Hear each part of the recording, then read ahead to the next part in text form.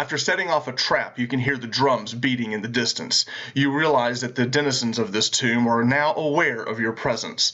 Your adrenaline begins to spike as you realize they are coming. Today we're talking about setting up dynamic combat encounters here on Rolling with Advantage.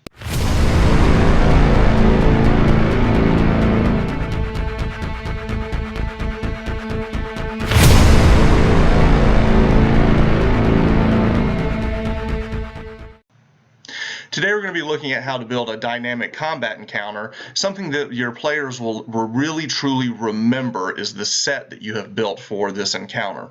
So many times a mistake that DMs make is they set up an encounter and it's just an open room, an open field, a tree or two. There's nothing really to remember about the encounter.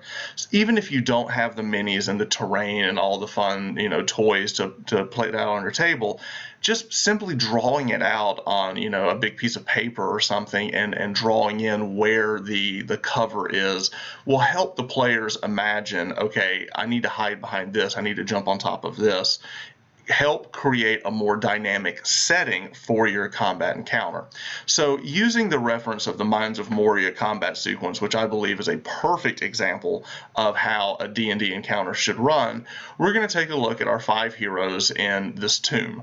Now, they have heard the drums, the beating. They know that the denizens of the deep are on their way, and they set to move into what they would feel is a good formation for them. They set the ranger off to the side with the bow, who could run into melee if need be. They have the rogue in the back, who maybe he's a crossbow specialist or something. He's in the back. You've got your fighter, you've got your paladin up front, and you have your caster, we'll say he's a wizard, off to the side. All of them are looking for cover and hoping that your front line can hold the line while the back line, peppers the enemy from afar. But in all combat, remember that chaos is a huge factor in combat. So watch. So the first thing that happens is we have the first wave of the denizens, the kobolds, the goblins, what have you, are charging down the field. This is where your archers are going to probably take out a couple. Maybe your caster blows most of them out of the water. In this scenario, we'll say that it's fairly low level, maybe just magic missile, a couple of arrows, maybe they kill 1 or 2. Now, as they march forward, now becomes the fun part. The second wave comes in, the big bad, the cave troll, in this case an ogre. He comes marching in. The line is holding. The archers have taken cover behind the pillars. The caster is staying safely to the side until the ogre notices, hey, I want a piece of that little guy. And he beelines straight for the caster. Now, at this point, maybe your front line have killed some of the first people that came in, and now the third wave comes in of even more goblins and kobolds or whatnot. And now there's a choice, and this is what makes the fun of combat. Does the front line hold ground, or do they go to aid their casters in the back because the ogre is barreling down on them? Here's an overview of the same combat. You see, at this point, the rogue and the caster, the wizard, are moved off to the side, and they're trying to hide behind some boxes to try to create some type of barrier between them and the ogre. The ranger is staying back to continue to pepper the new combatants that have entered the field. The fighter holds place, but at this point, the paladin has turned. He is now moving because he realizes something has to tank the ogre. Something has to get in the way, or the ogre is going to flatten the mage. And here's another shot that we have of the paladin moving towards the ogre as the other two try to pepper the ogre, maybe get him half health or before he can reach them. You see, by creating this set of having, your pillars, your boxes, crates, whatnot, you've given the players things to play with, to move around. You've also given the monsters also things to have to get around as well. This creates a very fun and dynamic encounter. When we think back to the Mines of Moria example that I told you before, we look at that combat and it's very interesting because you have the hobbits moving up to a second level, hiding behind the pillars to get away from the cave troll who is obliterating the terrain. Maybe the terrain is shattering around him. So think in the terms of making your combat cinematic, and by doing that, you'll create a very memorable experience for your players. Players aren't going to remember the time they killed the 10 or 12 orcs, but they will remember a scenario where they had all the terrain. It creates a visual like, oh wow, I remember this fight. This was we didn't know when the combat was going to end because the wave kept coming. Which brings me to this. two major facets of creating combat encounters for D&D. Number one is action economy. If you put 5 players against one bad guy, the bad guy is going to go down quickly unless he is grossly higher level than the players.